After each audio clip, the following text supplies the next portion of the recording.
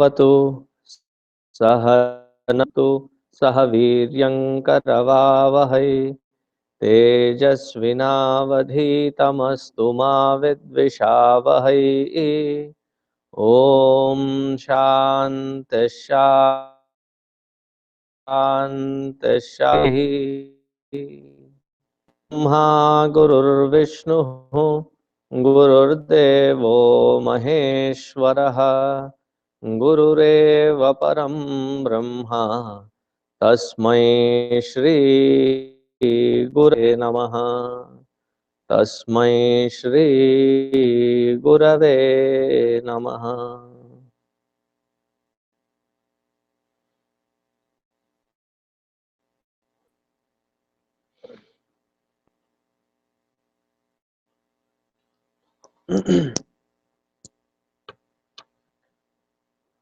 I'll try to remind you while leaving as well.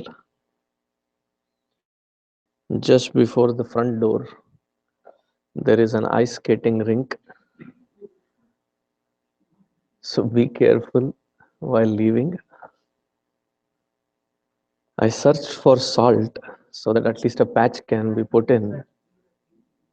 So I couldn't find. I wanted to find a scraper to scrape it, but didn't find it.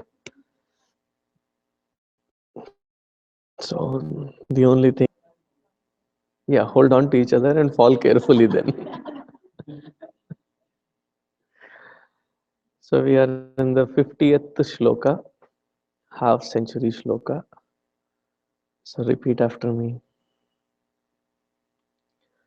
स्वापनस्ववशो व्यापी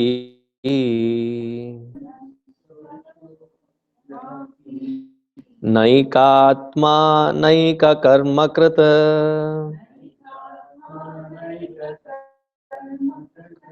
वत्सरो वत्सलो वत्सी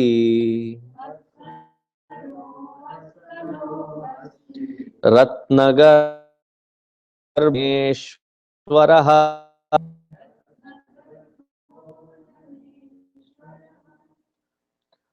स्वापनः स्ववशः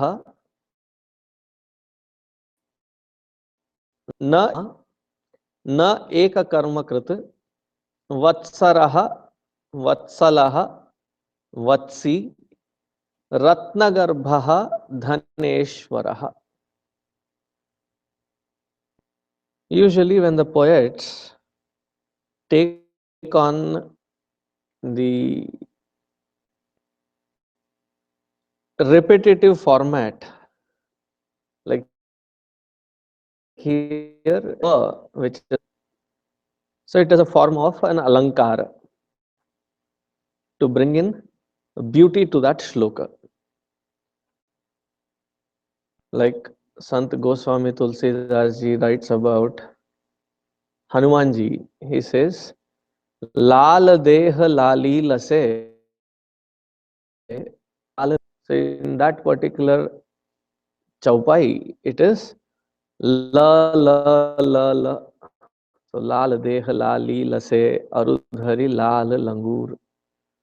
So this is a kind of a alankar. The reason I am talking about alankar is that this Vishnu Sahasranamam comes in Mahabharata after the Yuddha Parva is done. And it is an extempore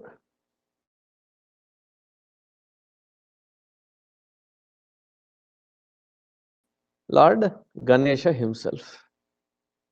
And what was their mutual understanding when they started off? They wanted it to be intellectually stimulating to each one of them. Ganeshji said, I will not take up a small project. If it has to be me, it has to be to my standards. One of his stipulations was that if Vyasa Bhagavan stops somewhere in between, then that would be the point that he would leave writing and he would not associate himself with this project. Now, this is not an ordinary poetry. To write things in poetry, the prosody or the chanda holds a very primary nature, that all these have to be in a poetic order. They are not prose. They should be in a poetic order. And in order to put it in a poetic order, I don't know if any one of you has a habit of writing poetry.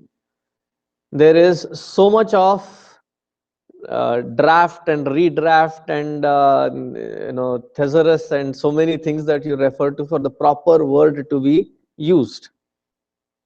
And what is Ganesh ji's expectation? That Vyas Bhagavan does that on the fly.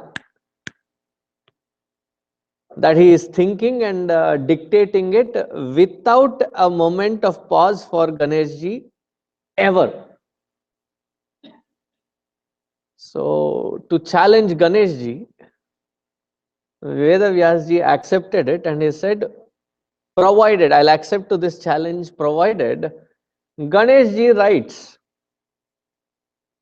every word of what I'm saying with proper in-depth understanding.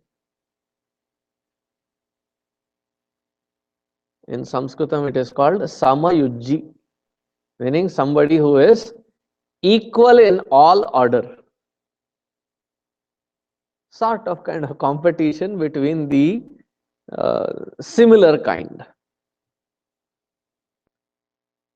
And in that, the poetic beauty that he brings out, this is called the Prasa Alankara. Prasa, when the syllables are repetitive. And he does such a beautiful job. Vatsaro, Vatsalo, Vatsi, Ratnagarbho, Dhaneshwaraha. And we'll see it often. Srivatsavaksha, Srivasa, Sripati, Srimatamvaraha, Srida, Srisha, Srinivasa, Srinidhi, Sri Vibhavanaha. So the whole shloka can be used.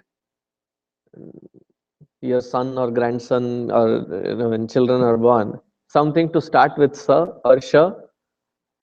So you can have that whole shloka. Srivatsa, Srivatsa. So you can use various names. To put it in such poetic order, it takes an amazing genius to bring it. So I'm sure Veda Vyasji was also enjoying putting it across in this poetic order. Yeah, one has to enjoy doing it.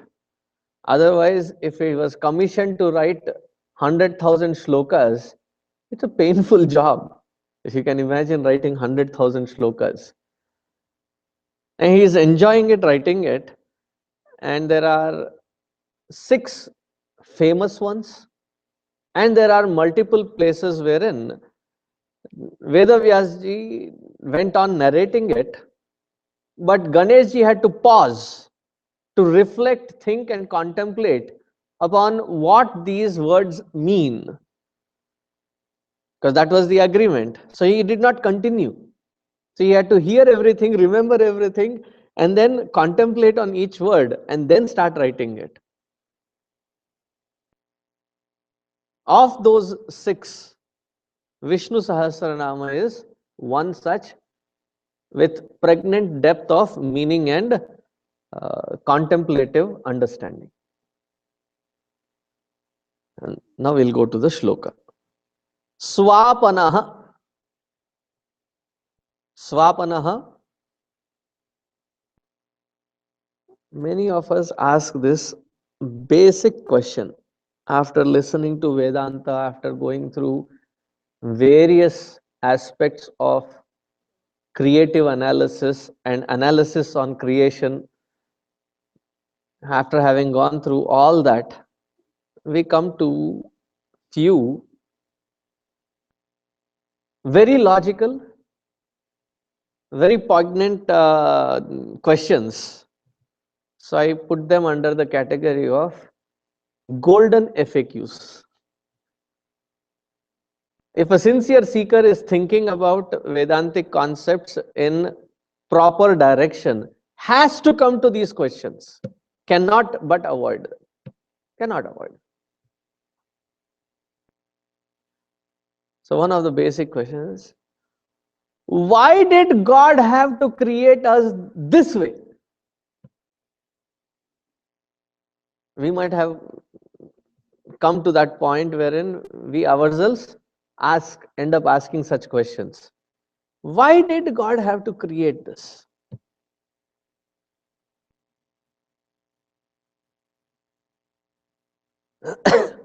Who can answer that one question? First of all, any question starting with why cannot have a definite answer. How can have a definite answer? Even in life, when something very serious happens and we go into the loop, why did this happen? Anybody giving any answer probably doesn't suit, doesn't give us a direct answer to it. Nothing will justify or feel justified. How it can be given an answer, a proper systematic answer can be given. Why did God create it this way? Who can answer that question rightfully? When you find him, ask him कि हे भगवान, हमें ऐसे बनाया क्यों? Why did you make us like this? Why did you make? Why was there a necessity?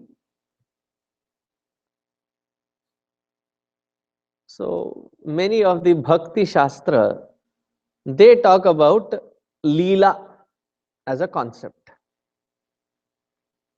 Who is she? No, it is not a she. It is the divine dance or divine play, Leela, which can be often compared. Have you ever taken your children to ocean, staying smack in the middle of a desert kind of environment? That's quite an intriguing. When you go to the seashores, so they will try to run into the waters, jump up and down in the waters. Tired with the water, they'll come outside, have some refreshments and other things. And then I remember long time ago, in Marina Beach, Chennai. So we would start building castles, and very intricate ones, different kinds of sizes and shapes, different levels of tunnels. Somebody would dig from this side, the other fellow would dig from this side. Sometimes we keep digging, it never meets. Instead of one tunnel, there will be two tunnels being dug. It's a joy when right in the middle, the hands meet. So a very intricate tunnel system is created and a huge castle is created. And when the kids are involved in it, there is no pulling them back from it. Chalo, another 5 minutes, another 10 minutes. And finally, you stand up and you have packed everything and bus, chalo. The sternness of your voice. What do invariably all kids do? Do you remember what you have done? Ah. And it is not without a sadness.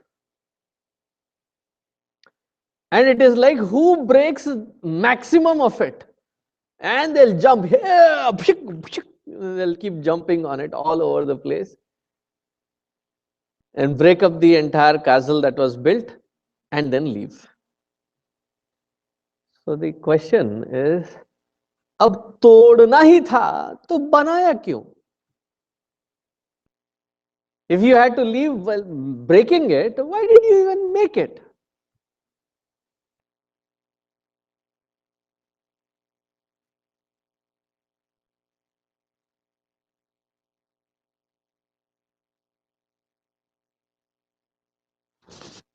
The Buddhists, they spend anywhere between 1 month to 7, 8 months, depending on the intricacy of the mandala. Those monks, while chanting Mani Padme Hum, they'll do elaborate mandalas.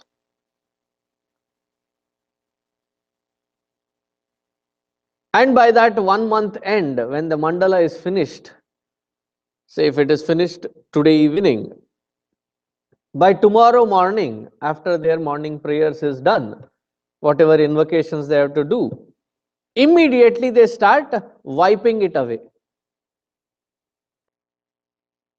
And that also very delicately they brush it into the middle and pull everything into the middle and pick everything up and then go to the nearest lake or pond or a river and drop all that in there. So one wonders, Baba, you spent about whole month, and they spend each day about 12 to 14 hours. Such intense effort. Why did you just wipe it out the very next day? So why did Bhagavan create all this? Swapanaha. Swapanaha. He is the one who unfolds all the jivas from the basic root. What is the basic root for all this samsara? I don't know. I'm not asking of why he created. What is the root cause for the samsara to be a chakra, a continuous loop kind of an existence? Birth and death happens because of the vasanas. Vasanas happen because of the karma. Karma happens because of the vasanas. So where do we take this loop finally to? What is the root cause that sustains this loop? Because he is the one who ordained swapanaha. Swapanaha, the root cause is self-forgetfulness. To be in that deep slumber of ignorance, ignorance again meaning ignorant of one's own true nature. Why did he do this? So the Leela is like the children building the castle and breaking the castle. Why do they do it? For a play. Leela Srishti, Leela Samhara. So there was this great Bhagavatkar from Gujarat, Dongre Maharaj. So he used to say, very rarely, sometimes he did speak in Hindi also. And in his Hindi pravachan that I heard, he said that Bechara akela baitha tha. He was sitting all alone. Nirgun Nirakar Parabrahma Paramatma.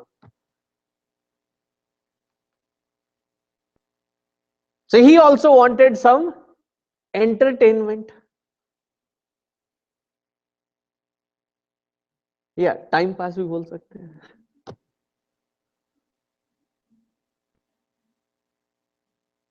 He wanted some entertainment. And we feel it is not justified because the way we react to that Leela is as if we are separate from his identity, that he creates us and throws us into this world and has fun at our cost. That creates a lot of mental agitation. What kind of a sadistic God is he? Right? What right does he have to create us and put us like this and use this like entertainment? What am I, an amusement or what? And this creation is what, an amusement park?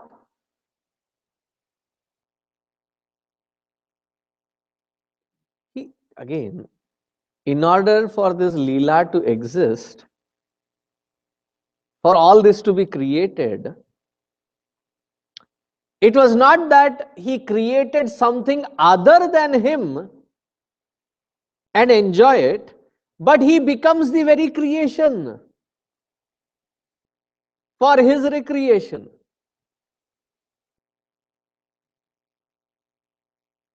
If he were something other than the creation and enjoying it, then you would call him as a masochist or a sadist or whatever you call, or a tyrant or some sad concept that he had to create it something other than him. He becomes the very creation. Meaning what?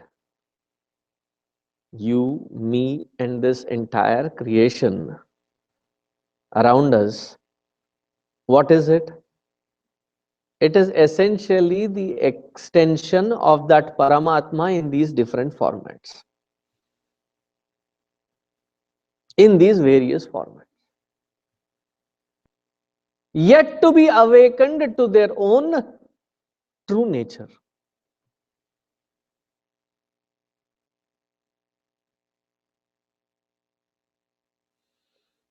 When the survival games were happening,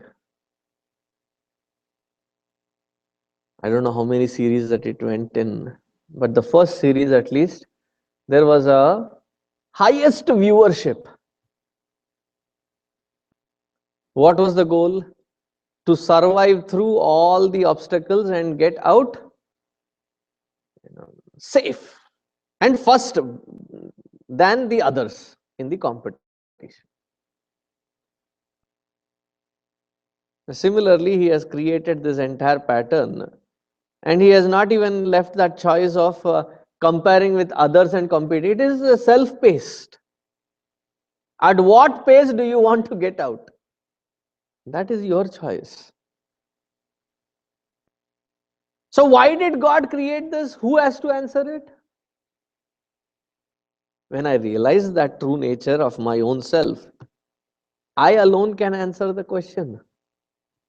Whose question? My own question.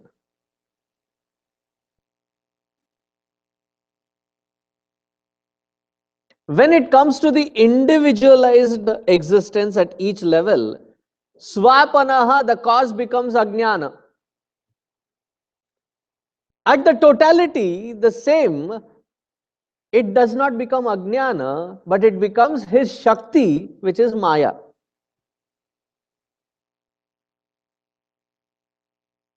He does not use ajnana there. He uses his shakti. And ajnana is not something, very a terrible demon or a devil kind of a thing. It is a mere self-forgetfulness. I keep traveling so often. Sometimes sleep in a hotel, motel, or somebody's house. Every other week, it is in a new place. So sometimes in the middle of the night when I wake up, I have to ascertain where exactly am I?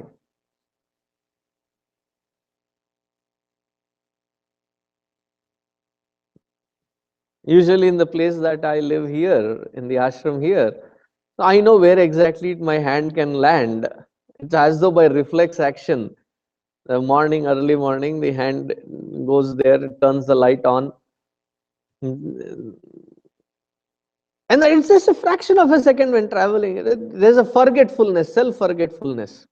Oh, I am not first in my ashram.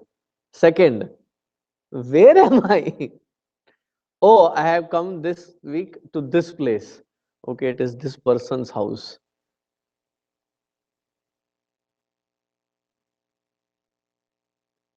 So you then identify with that environment and then function through. This is one meaning. Swapanaha, the one who is the very cause for this creation in the form of the seed, which is self-ignorance. Even that self-ignorance is also his cause only. He alone becomes that cause.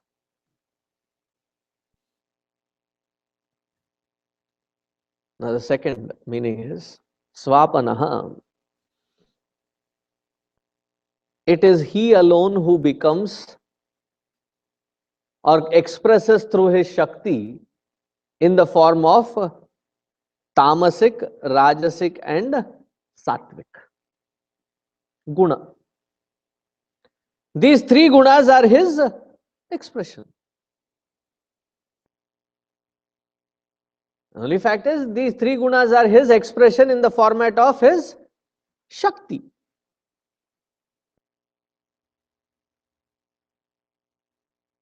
Swapanaha. Now when we listen to the Vedantic lectures wherein we have said tamasic is bad, rajasic is active and sattvic is pure.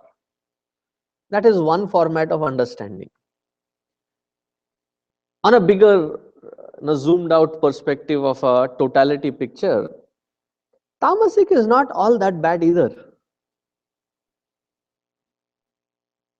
Without tamas, we cannot go into sleep.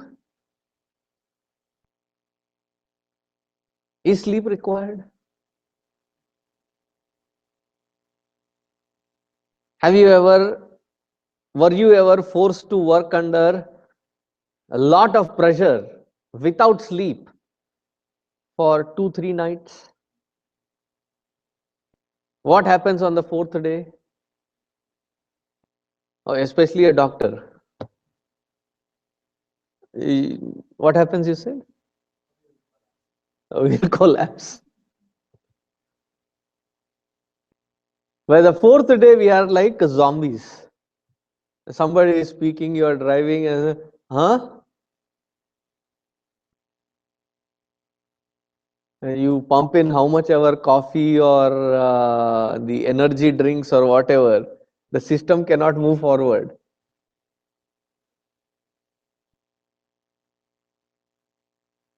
And that day when you sleep, ha ha ha ha, ha,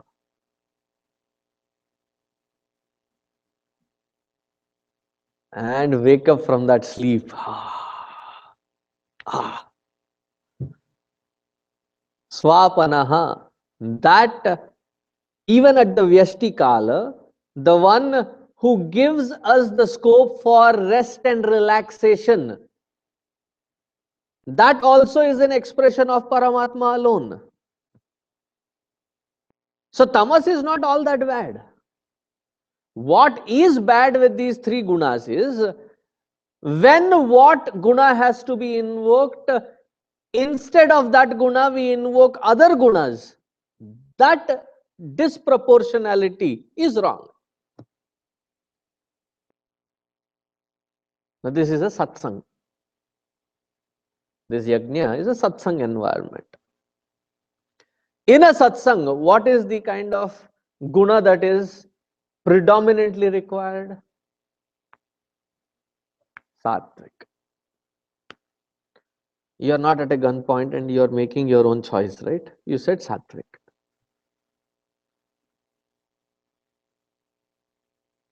But then sometimes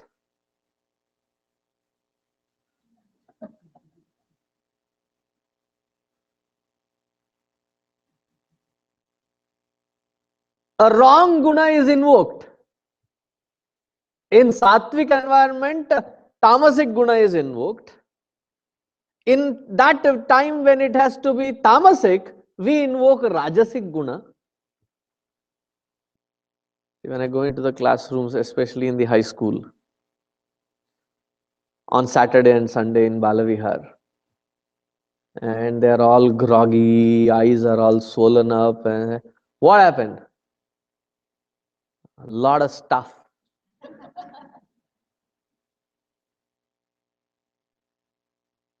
What do you mean by stuff?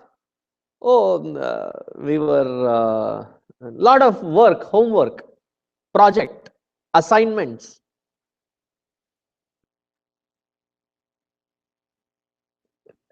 Typically, they'll goof off till 10:30,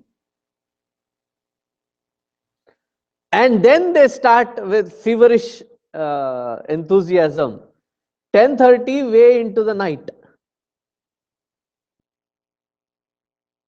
I still can't get fathom the concept.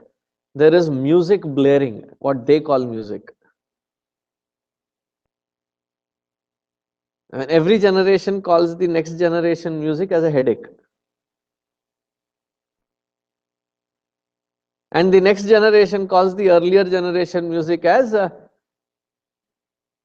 sad, melancholy.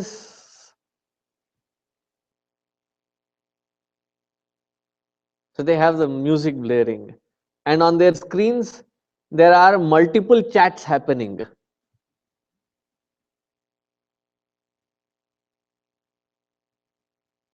Not just as a parent, kids also. Am I right?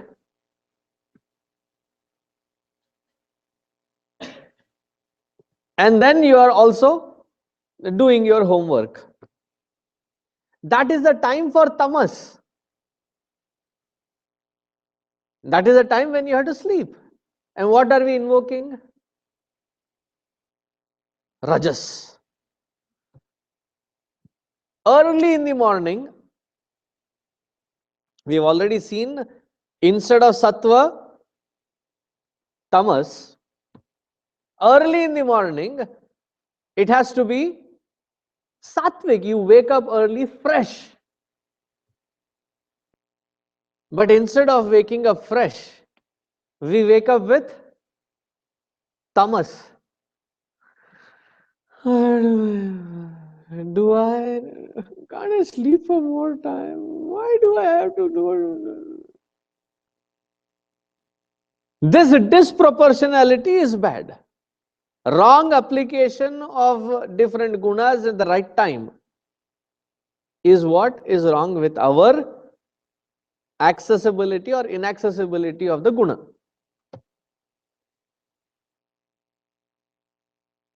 Here what Paramatma, what Bhagavan is saying, he's saying that even for a jiva to have that temporary period of rest, he alone provides that environment through that tamas, wherein we get to have sleep.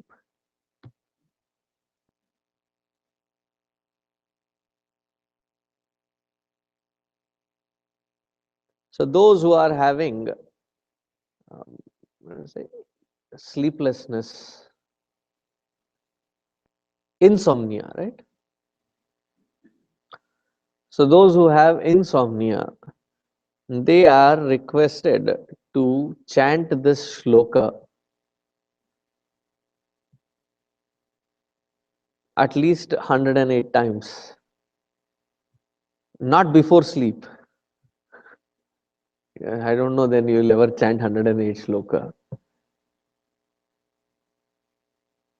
And that way, the insomnia problem can be helped to get out of it. This comes as a help from the mantra shakti. Either medicine, medication, or the meditation. So there are both methods. So the mantra shakti also helps to pull that balance in. So swapanaha. Now moving forward. Swavashaha. Swavashaha, the one who can be controlled by no one else.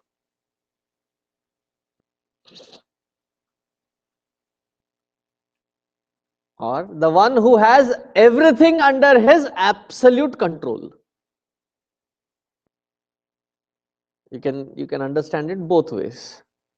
There is another word which is used, it is called Anishaha. We hear Paramatma as Ishaha.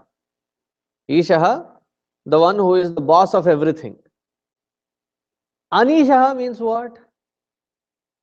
So An is usually used as negation. So not Ishvara?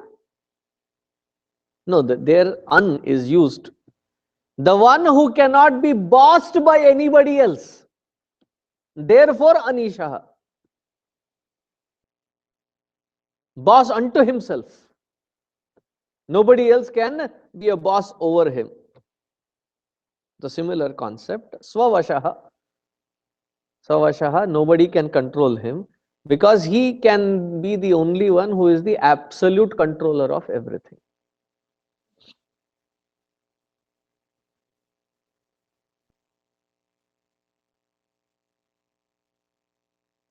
In our cosmic system,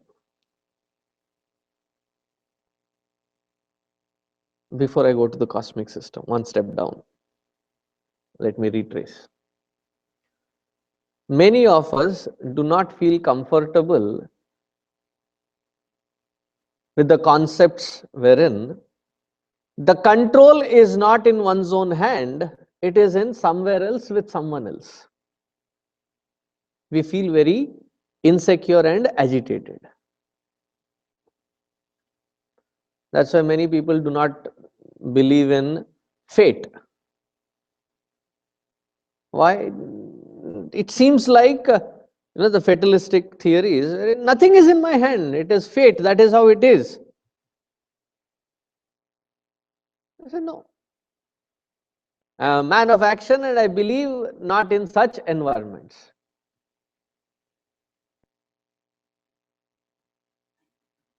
Swavashaha. What does it mean?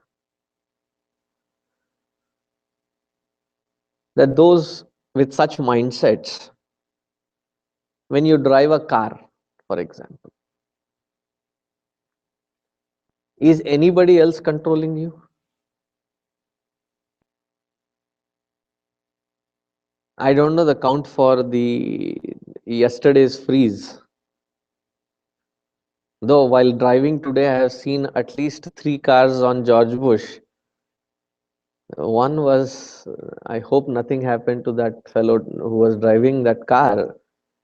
It was like smack in the middle of the meridian, like there's all mud and clay, and he has gone in there, and it is all toppled upside down.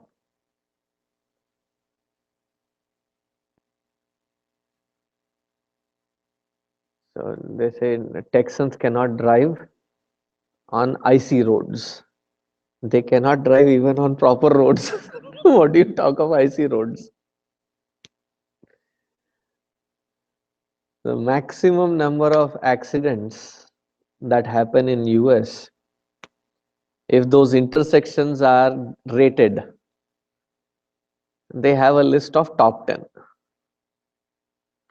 Of those top 10, I'm not even going how many in Texas. Do you know how many in Dallas?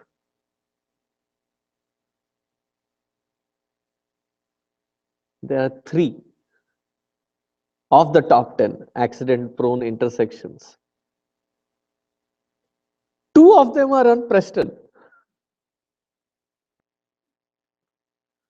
right around place where Saket is. 2 of them.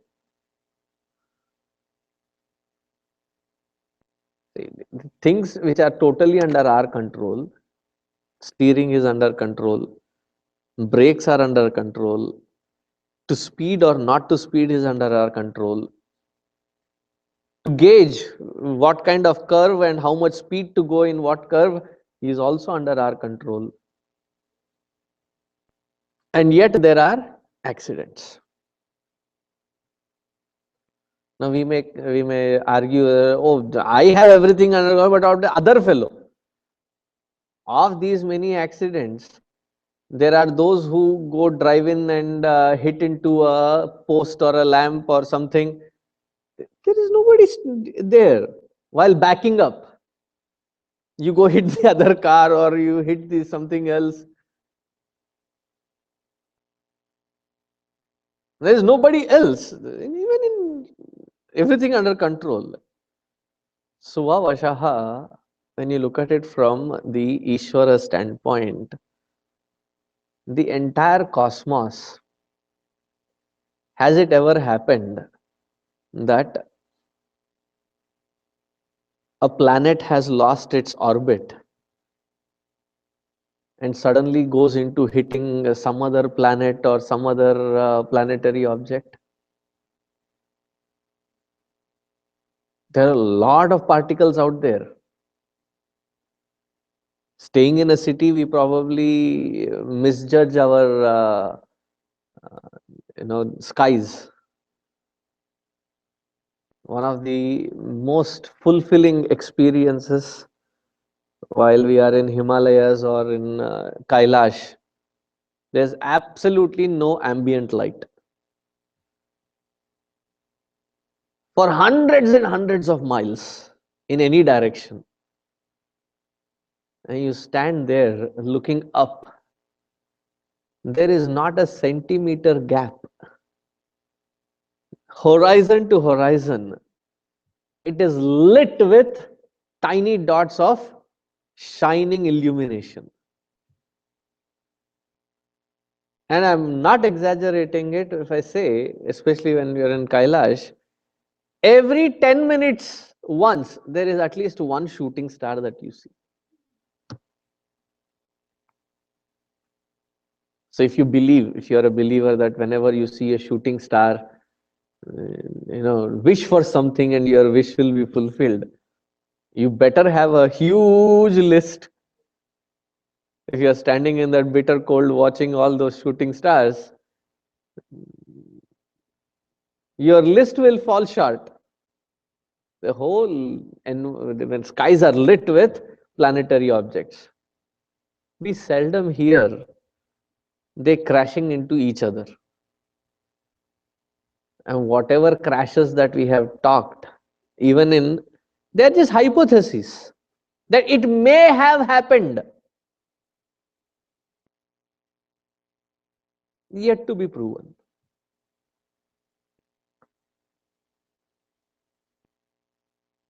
%80 of this globe is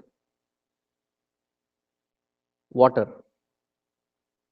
And in that water, anything which has higher density than water, it will sink. In that water, the land masses are floating all over the place. Such a beautiful creation that he has created. Everything seems to be under perfect balance. Today we make it a big deal of saying those recycle, reuse, recycle and reduce, reuse and recycle. Do you know that every drop of water that we drink on a totality level is recycled water only?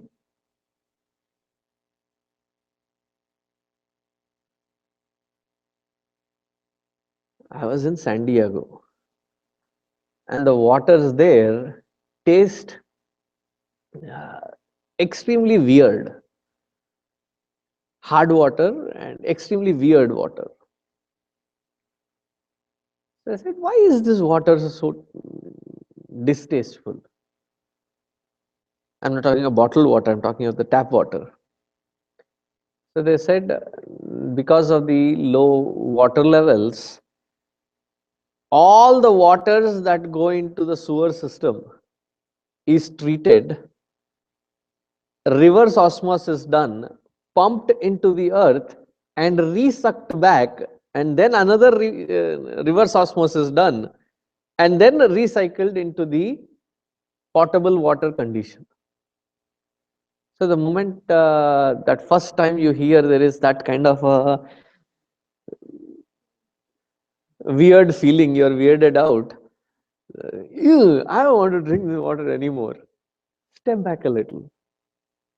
The entire globe, total amount of water, however old this earth is, isn't it been recycled? There's a high possibility that this water must have been had by Gandhi, Buddha, Krishna, Rama. They also use the same water, right? It has been recycled over and over and over. The total amount of waters in this earth, in whatever format, the three formats that it exists in, is always a constant.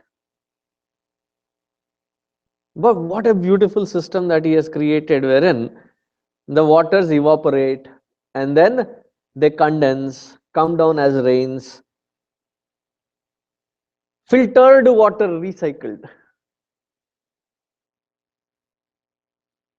And then it nourishes the earth, and there are these,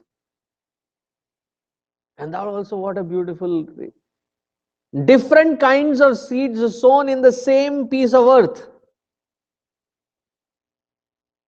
yield different things.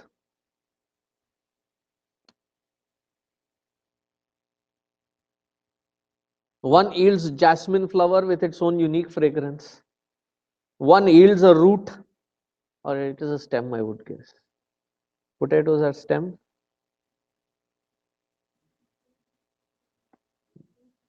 Potato is a stem, I believe.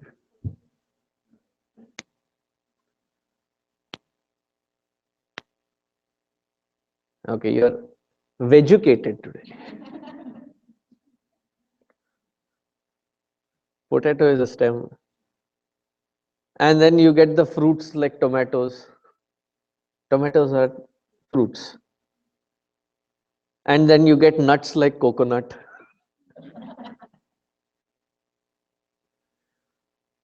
I'm just picking all unusual. The same piece of land provides for all these different kinds of nourishment. Almost everything seems to be under his absolute control.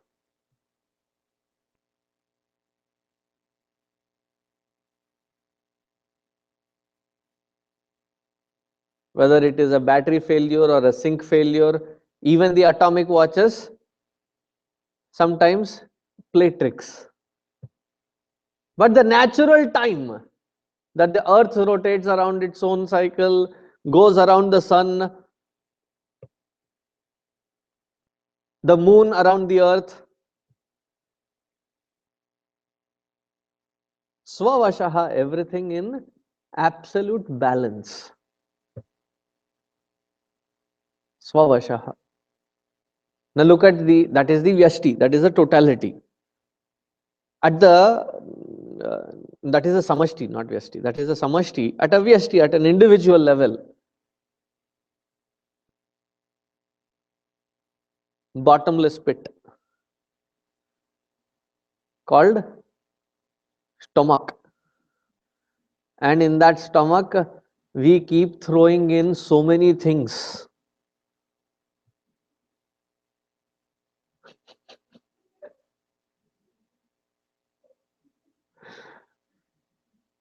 I hear everything you whisper, only few that I pick and reuse.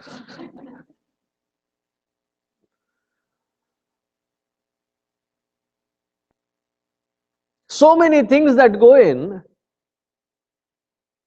and it is not something that you are personally sitting there and now I have to grind, now I have to juice it out, now the ingredients, carbohydrates and starch and fatty contents and sugars and it happens. Swavashaha.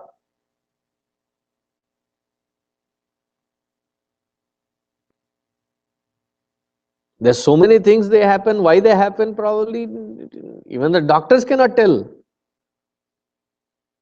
They say viral.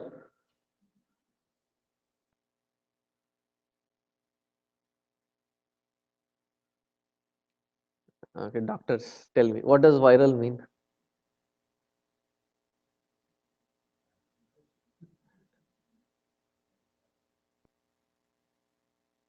You can't actually point your finger at anything, then you declare it as viral.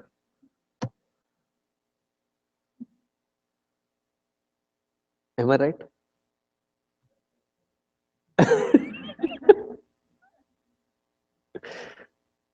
I'm not completely right, but you will accept it. Thank you.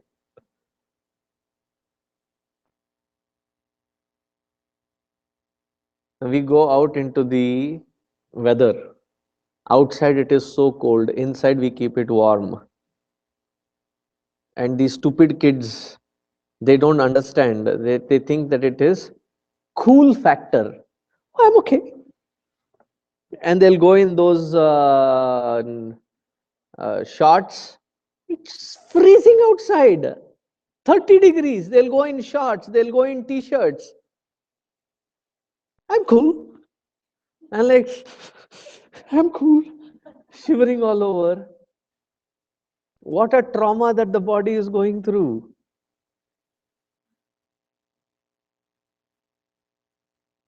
Though it is a stupid act, but the body, in spite of that stupidity, has to now balance everything. The outside it is cold, and the outside cold is impacting the body, and the body cannot drop down below 37 degrees Celsius. So it has to generate the heat. How does the body even know that what point, when exactly do I have to generate heat and when exactly do I have to cool down? Do you have a log? When, what, how? It is automated. Swavashaha.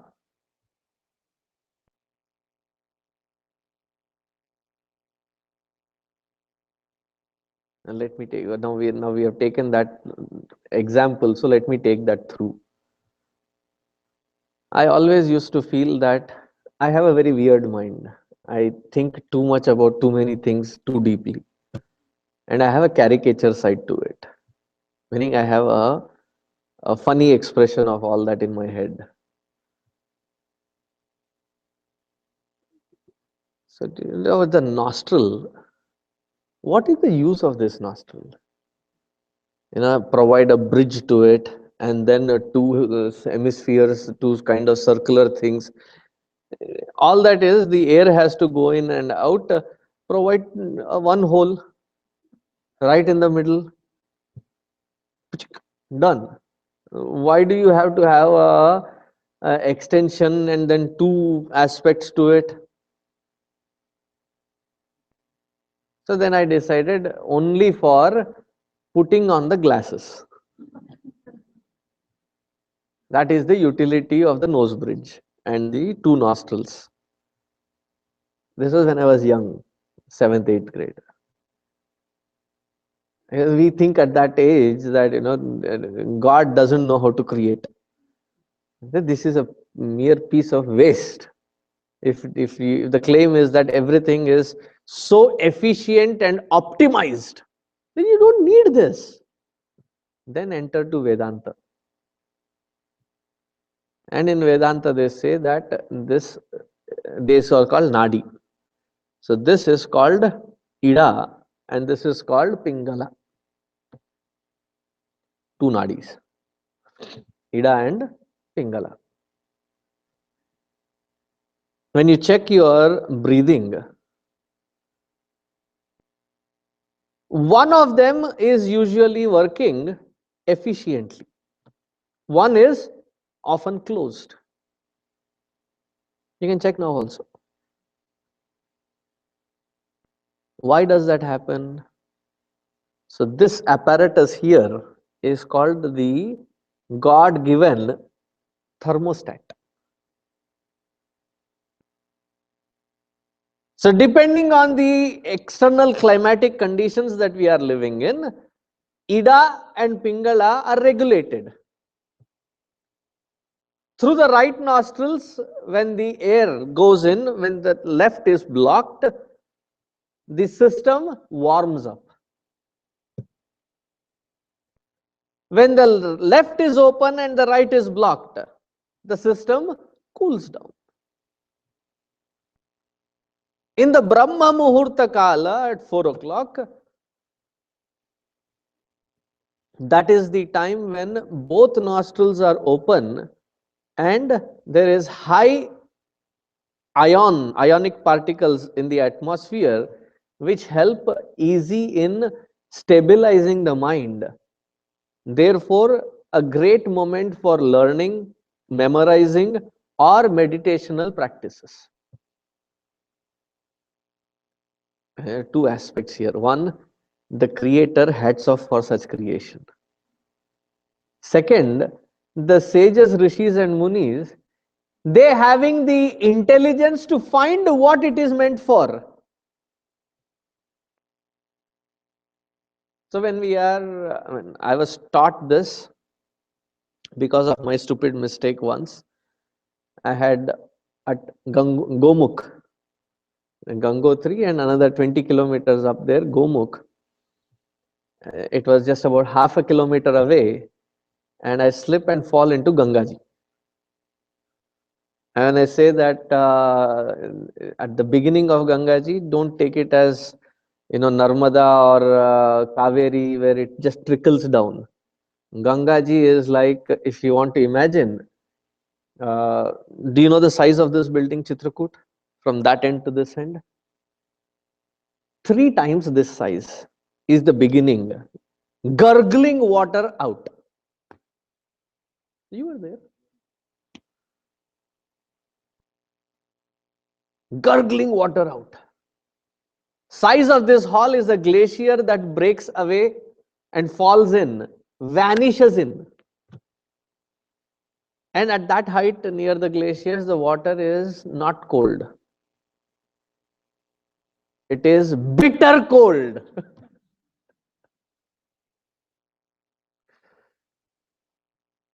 And I don't know swimming. It's still a miracle as to how I came out. I came out and there was this Mahatma sitting there under a little tent with his dhuni, fire. So I immediately run with wet clothes, go inside, sit in front of the fire. And he kicks me, literally, with his foot, he kicks me out. Phatna hai kya? You'll burst open. He meant that the veins were all turning purple. And you immediately go to extreme heat, then the nerves will burst. They said, undress, go sit on the stones, because the stones will be warmer because of the heat. So thaw yourself up, then come inside in next 5 minutes. I found that, and I thought that that is very counterproductive. It's outside, it's open weather, and you want me to thaw there? I said, gradual. And then after 5 minutes when I came in, he said, close your left nostrils. Rapidly for next 5 minutes. Breathe in and out. And now I knew the trick as to how they can live in such extreme weathers with absolutely nothing that they wear. Such a beautiful system, and he has balanced it right there. Both temperature and pressures have to be under balance. Swavashaha keeps it under absolute balance. Whether it is Vyashti or Samashti, the one who keeps everything under control and everything under balance. Therefore, he is called Swavashaha. Swapanaha, Swavashaha. Vyapi. Vyapi, the one who is all pervading, all permeating. What do we mean when we say all permeating or all pervading? Usually, whenever Sarvavyapi or Vyapi, this word comes in, the only example that strikes in my head is a well made gulab jamun.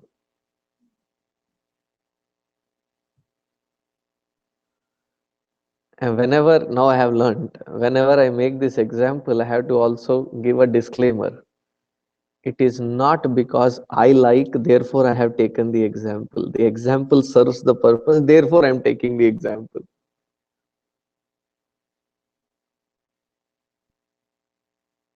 Am I clear? So, well made, underline well made. Sometimes when it is not well made, especially the canned ones, you throw it in your mouth and it's like a rubbery, chewy kind of a, that's not well made. Sometimes in haste, when it is cooked, you almost need a chisel and a hammer to break through. I may be exaggerating. The point is, when you dig in with a spoon, the spoon goes all the way to the middle, almost to the middle, and then bends automatically, creates a curve, it goes out.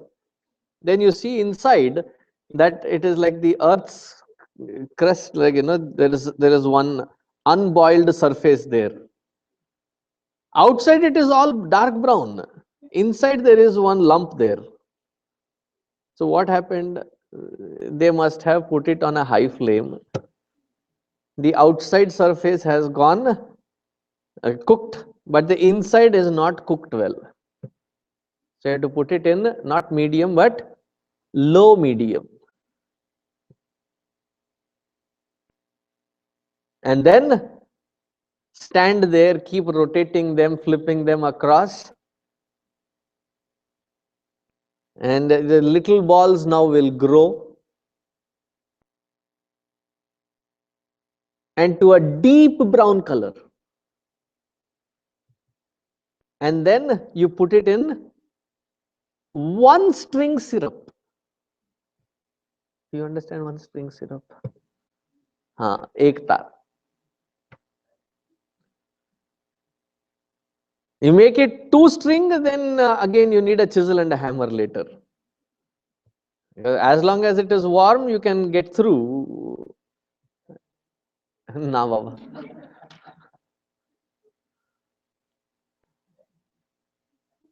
So one string chashni, the sugar syrup, as they are taken out, you throw them in.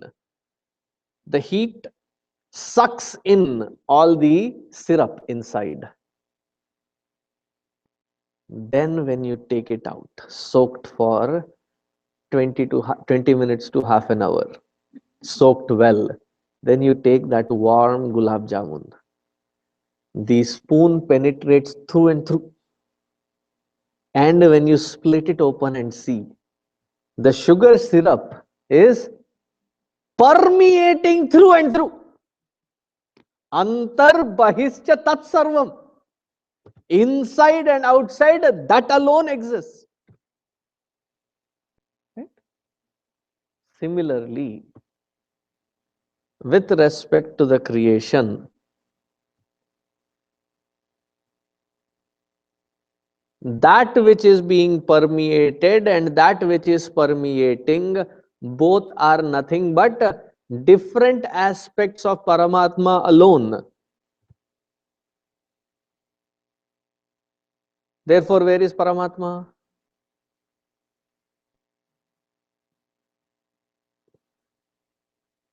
Wherever is a point that we recognize as ease, there Paramatma alone is.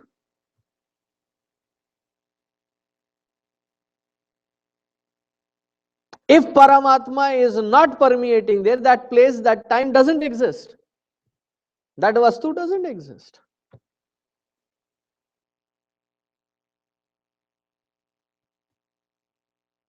Sarva Vyapi. And in this Sarva Vyapakatva, he expresses in multiple formats.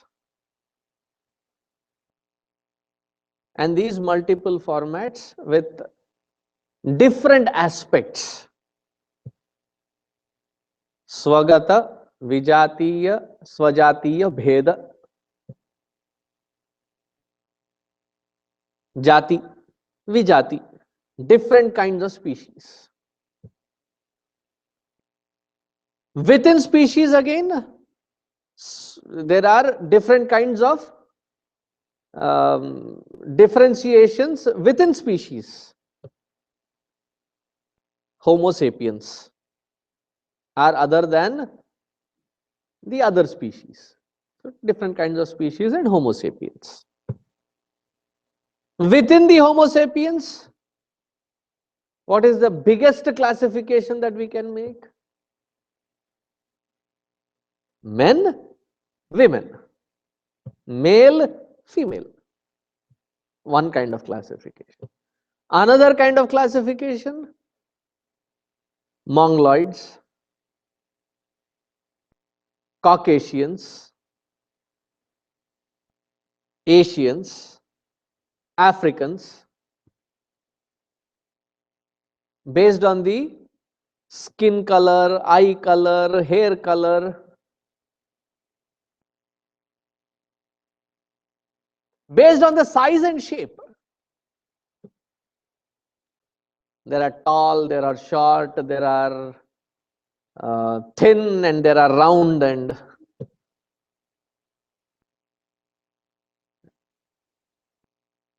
Indians have a very peculiar way of saying things. Instead of saying that you are stout, तो बड़े तगड़े लग रहे हो. Pleasantly plump.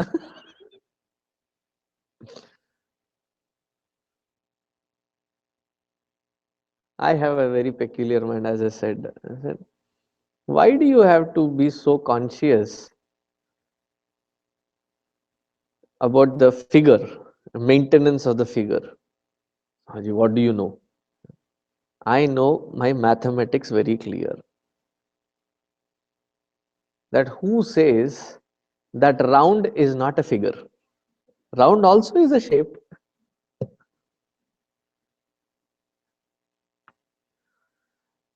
That can be a classification. Vijatiya, Swajatiya. Swagata. Swagata. Within that individual specimen, there is a head, there is a trunk, there are legs, there are hands. Within the hand, there is a shoulder, there is the elbow, there is the wrist, and there are fingers.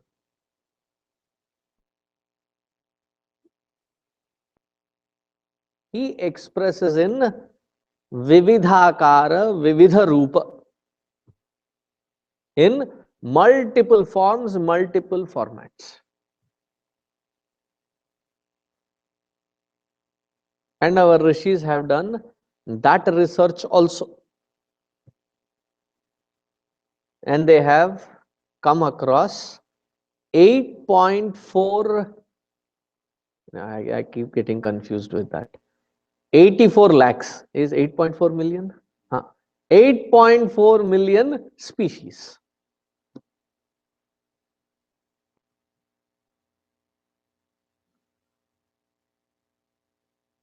There are 8.4 million species.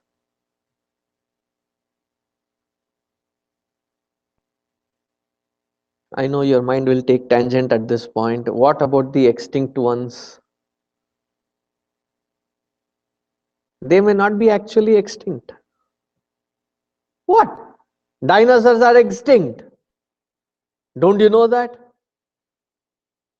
Yes, that is one way of looking at it. There is another way of looking at it also. Because all these are hypotheses. There is no proven theory yet. There is another hypothesis wherein they say that the oxygen content in the atmosphere, when it is high, in order to process that higher extent of oxygen content in the atmosphere, the sizes also vary. The sizes of beings, sizes of creatures also vary. Within Bhagavat Shastra, within the Krishna Charita, there are two examples. One, Balarama and his wife. Balaramji's father-in-law was somebody from the Satya Yuga. He was so proud of his daughter that she was such a gem of a girl, and he didn't want her to get married to some Aira Gaira, some kind of Tom, Dick and Harry, no. So he went directly seeking appointment with Brahmaji. By the time he got his audience with Brahmaji, and Brahmaji said, Bhaiya, what can I do for you? So this king said, I have this daughter and I am searching for the right one. So Brahmaji looked towards earth and looked at him. Do you even know what yuga is happening in earth? So he was shown. It was already the end of Dwapar Yuga. He was from Satya Yuga. So Brahmaji said, at this time, by the time I'll send you back, it will be Dwapar Yuga or Dwapar Yuganta. The suitable person for your daughter would be Balaramji. And when this king came back to Balarama offering his daughter, Balarama had to look with his head taking all the way up. His daughter was way tall. And the process of how he shortened her is little intriguing. I'm yet to understand that. But she was shortened to match Balarama. There is another story of Muchukunda. Have you heard of the story of Muchukunda? So this Kala Yavana is attacking from the western side, from the Hindu Kush area.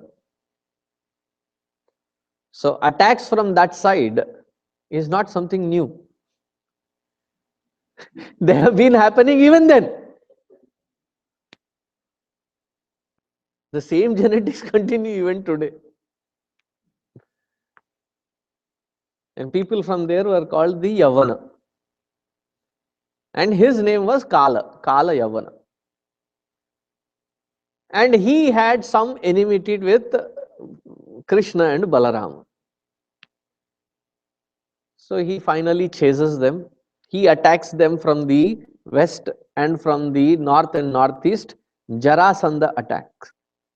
This is after Kamsa is killed. After Kamsa is killed, Kamsa and Jarasandha are related.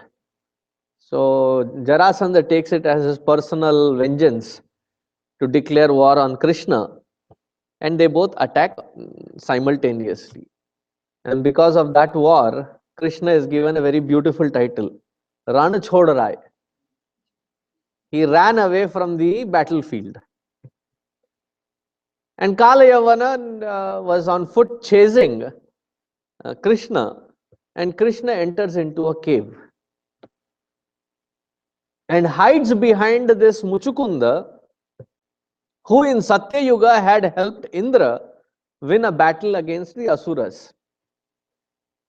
And he had put in so much of effort that he was so tired. At that point, when he was asked for a boon, he said, I want to sleep for a long time. Anybody who disturbs my sleep, the first person that I see will get turned into ashes. So Bhagavan Krishna hid behind that Muchukunda. This Kala Yavana comes in thinking, mistaking that this sleeping person is Krishna. He kicks him. So Muchukunda wakes up and Kala Yavana Bhasmi Bhutaha. He becomes Bhasma. So Bhagavan Krishna comes from behind, and Muchukunda recognizes him to be Vishnu Swarupa, does prostrations, and then steps out. When he steps out, he says, "What are these small little things crawling all over the place?" Then Krishna explains, this is Dwapara Yuga. And in Dwapara Yuga, the size of the cows are that much only.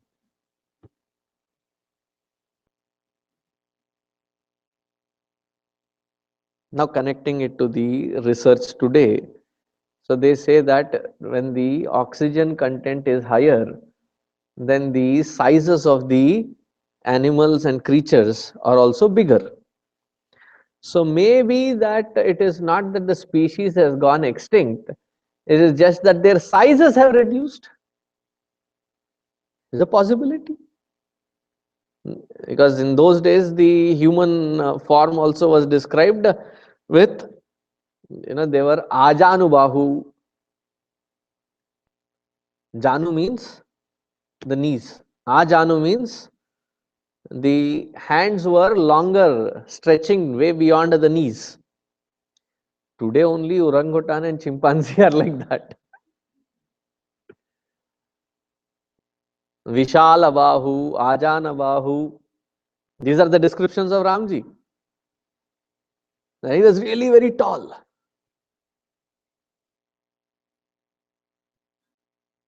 So in these 88.4 million species, multitude and variety that the Bhagavan has created, there's another sampling that can be seen, that all these creatures can be put under 4 categories.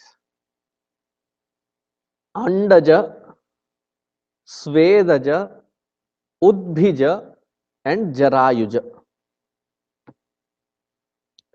Andaja, Anda. Anda is eggs, born from the eggs. So various creatures under that category.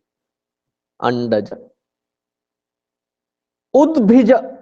Udbhija, there are certain creatures that tear open the earth and sprout. So all the plant kingdom comes under Udbhija. Third category is Svedaja. Sveda means moisture. Wherever there is high content of moisture and good enough temperature, it starts producing these organisms.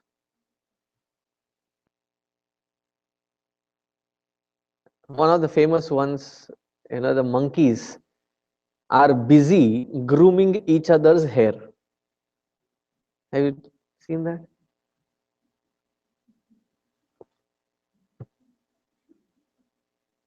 What are they picking? Leaves or lies? Lies. How are the lies born? Svedaja, born from the moisture, sweat. Especially in the tropical, once a month, when there is the Abhyanga Snana done, so the hair is treated so that the forest is exterminated.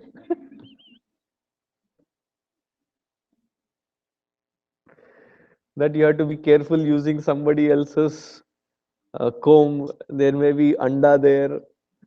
The beings can be transported, exported. So those are the Svedaja. Andaja, Udbhija, Svedaja. And the fourth one is the mammals or Jarayuja, born out of the womb, born out of the uterus. So this and then these are all only Chara. Chara, the animate ones. The inanimate is another category. Such multitude, such vast multitude. So which format is Paramatma? We are not constipated with one form, one worship. Pick whichever form. Invariably is the worship of that Paramatma alone.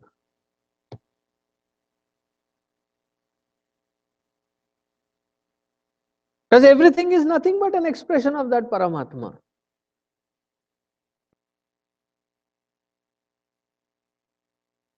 See, when the child is small, sometimes while they are sleeping, they hold on to mummy's little pinky finger and then sleep very tightly. Why?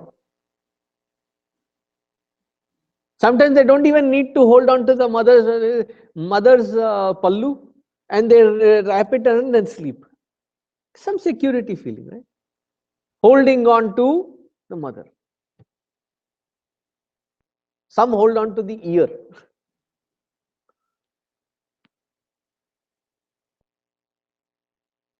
Have you seen those patterns? Whichever part you are holding, however insignificantly small part that you are holding, what is the idea? That you are holding to something which is giving you that security.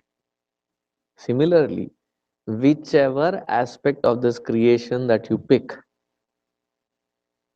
with that worshipful attitude, you are worshipping that Paramatma alone. Therefore, in South India, you have Lord Shiva worshipped in different formats. Where is he worshipped as the earth?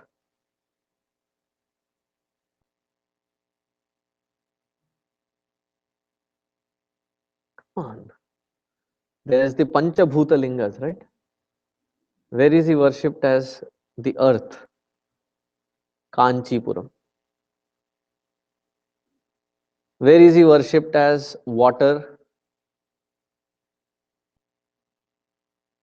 He is called Jambukeshwara in Tiruchirappalli or Trichy. And right under the Shivalinga, there is a constant water flowing. Where is he worshipped as fire? Tiruvannamalai. So in Tiruvannamalai, he is the Agni Swarupa. Where is he worshipped as Vayu? You should know. Kalahasti. So in the Kalahasti main temple, behind the temple, outside the temple perimeter, there is an entrance for a different cave. I've seen it twice. And when you go deep into that cave, right under the Garbha Griha, the main sanctum, there is another Shivalinga.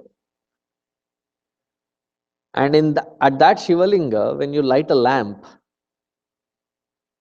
there are no windows, there is no air circulating or a vent. But you light the lamp, and the lamp keeps fluttering as if it is in a windy area.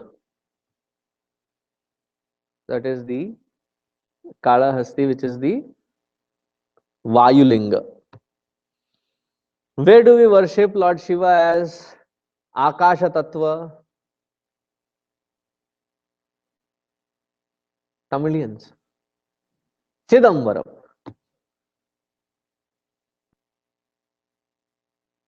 So in the middle they'll have Nataraja. But once in a day they'll flip open the what do you call Parda? Curtain. The curtain once and said, see the Rahasya. And what is the Rahasya? There is no Shivalinga. But they worship that space there as Shiva. Whichever tattva that you take, from the right devotional perspective, it is that Paramatma alone.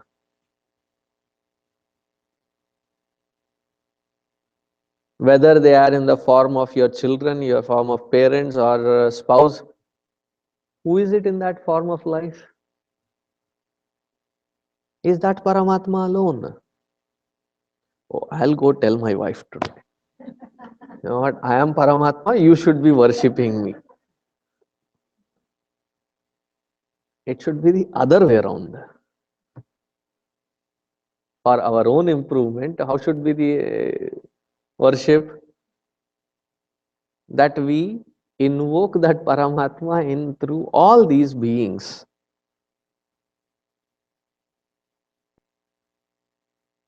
Naikatma, Naika Karma Krit. And in all these explanation, creation is karma. And when I say creation, it is not a simple task that he just thought and it is done. There's so many aspects of layers that he becomes Ishvara, identifying with his own Shakti. Then the Ishvara becomes Hiranyagarbha. From the Hiranyagarbha, at the Samashti level, when he expresses, he becomes the Vishwarupa, Virata. From that Virata in the Vyashti, he expresses as Jiva. So various stages that he expresses as different kinds of karma in creation. In sustenance, in being the Swavashaha, he has to maintain that balance in this creation. And there is a constant effort in sustaining it. So if you look at it, creation is easy. What creation is easy? In comparison to sustaining what has been created.